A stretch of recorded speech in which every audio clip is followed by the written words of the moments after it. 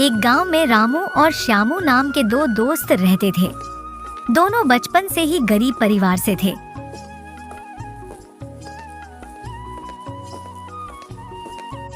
लेकिन ईमानदारी और मेहनत में उनका कोई सानी नहीं था।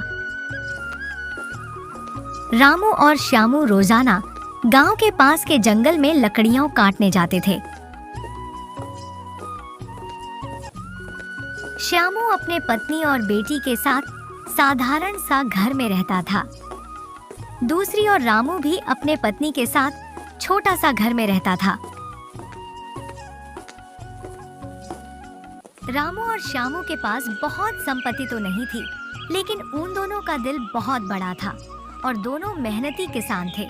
एक दिन मधु श्यामू से बोलती, आखिर कब तक चलता रहेगा एजी, हमारी बेटियां बड़ी हो गई है, कुछ समय बाद शादी भी करनी है।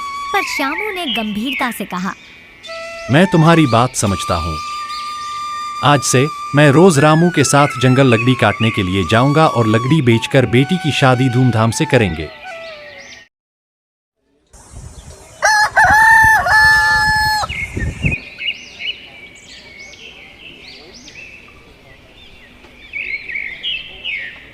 अरे सुनती हो? भाग्यवान, मुझे बड़ी जोर से भूख लगी है। कुछ खाने को है कि नहीं? लकड़ी काटने के लिए जंगल भी जाना है।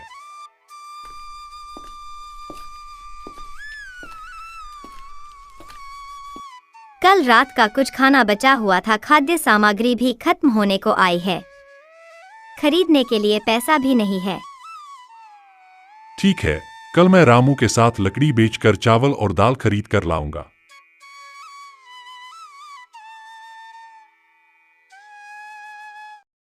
और उन्हें बेचकर जो भी पैसे मिलते उससे अपने परिवार का गुजारा करते थे।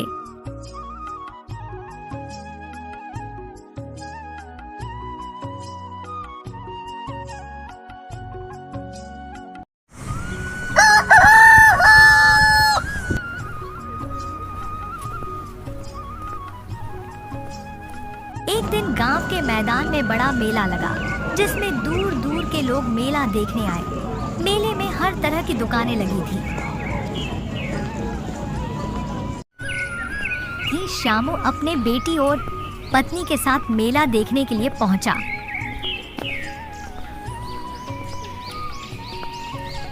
दूसरी ओर रामू भी अपनी पत्नी के साथ मेला देखने के लिए पहुंचा।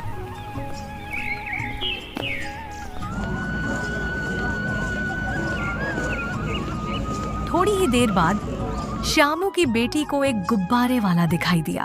वह तरह तरह के रंग बिरंगे गुब्बारे बेच रहा था। श्यामू ने एक बड़ा सा नीला गुब्बारा लिया। मेला समाप्त होने के बाद रामू और श्यामू ने मंदिर के पास एक बटुआ पड़ा हुआ देखा। उस बटुए में पैसे और कुछ जरूरी कागजात थे। श्यामू, हम इस बटुए को मंदिर के पुजारी के पास ले चलें ताकि असली मालिक इसे ले सके। श्यामू ने रामू की बात से सहमति जताई और वे बटुआ लेकर पुजारी के पास चले गए। पंडित जी, हम दोनों घर की ओर लौट रहे थे, तभी हमें मंदिर के पास बटुआ मिला। उसमें कुछ पैसे और कागजात हैं। पुजारी ने उनकी सच्चाई की तारीफ की और घोषणा की कि जिसने भी यह बटुआ खोया है वह मंदिर आकर अपना बटुआ ले सकता है।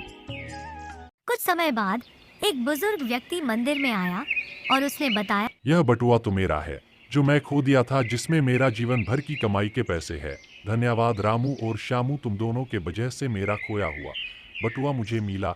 मैं दुआ करता हूँ कि भगवान तुम दोनों की हर इच्छा पूरी करे।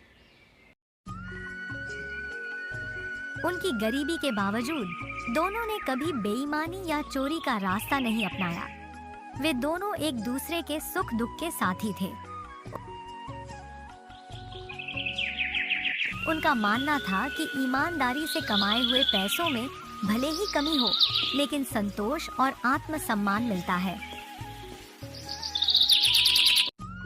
गांव के लोग भी उनकी ईमानदारी के कारण उनका सम्मान करते थे।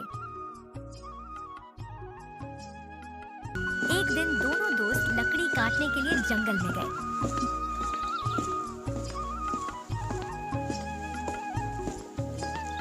चलते चलते उन्हें एक चमकता हुआ थैला मिला।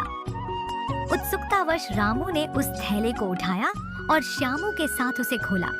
जैसे ही थैले का मुंह खुला, उनकी आंखें चमक उठी क्योंकि थैले में सोने के सिक्के भरे हुए थे। रामू और श्यामू ने पहले कभी इतना धन नहीं देखा था। रामू ने कहा, श्यामू, हमारे जीवन में ये एक बड़ा मौका है। अगर हम ये सोने के सिक्के रख ले तो हमारी गरीबी हमेशा के लिए खत्म हो जाएगी। हमें अब कभी भी लकड़ी काटने की जरूरत नहीं पड़ेगी। पर श्यामू ने गंभीरता से कहा, रामू, यह सोना हमारा नहीं है। किसी न किसी का यह खोया हुआ होगा और यह हमारा हक नहीं बनता कि इसे अपने पास रख लें। हमें इसे गांव के मुखिया को देना चाहिए ताकि वह असली मालिक को लौटा सके। रामू को श्यामू की बात समझ में आई, लेकिन मन में थोड़ी दुविधा भी थी। लेकिन फिर उसने अपने मन को समझाया और सोचा कि सही बोल रहे हो श्यामू, हमें उस सोने से भरा हुआ थैला मुखिया को सौंप देना चाहिए।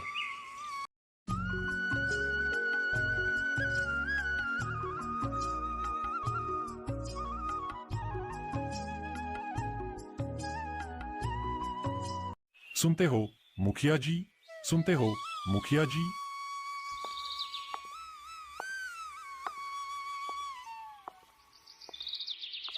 रामू और श्यामू सुबह सुबह कैसे आना हुआ? थैला में क्या है? तुम दोनों कहीं जाने वाले हो? मुखिया जी, आप ही के यहाँ आए हैं। मुखिया ने उनकी ईमानदारी की बहुत सराहना की और गांव वालों को इकट्ठा करके रामू और श्यामू की सच्चाई की कहानी सुनाई। गांव के सभी लोग उनकी ईमानदारी और निष्ठा से प्रभावित हुए। मुखिया ने उस सोने के असली मालिक की खोज शुरू की।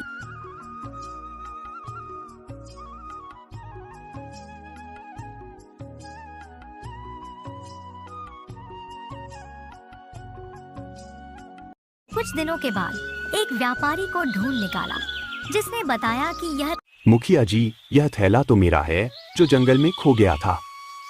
मेरा खोया हुआ थैला किसको मिला है? गांव के दो मेहनती किसान रामू और श्यामू को तुम्हारा खोया हुआ थैला उन दोनों को मिला, जो जंगल की ओर लकड़ी काटने के लिए जा रहे थे।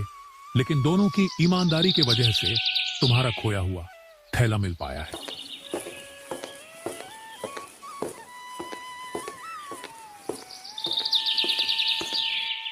धन्यवाद रामू और श्यामू, तुम दोनों की ईमानदारी के वजह से मेरा खोया हुआ थैला मुझे मिल पाया।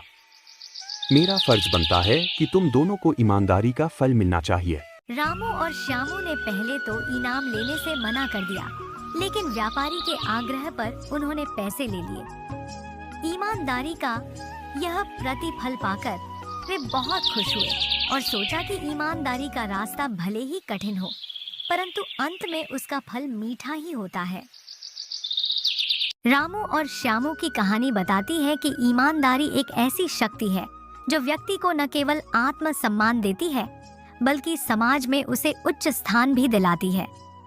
इस कहानी से यह सीख मिलती है कि जीवन में चाहे कितनी भी कठिनाइयां आएं, ईमानदारी का रास्ता हमेशा सुख और संतोष का मार्ग है।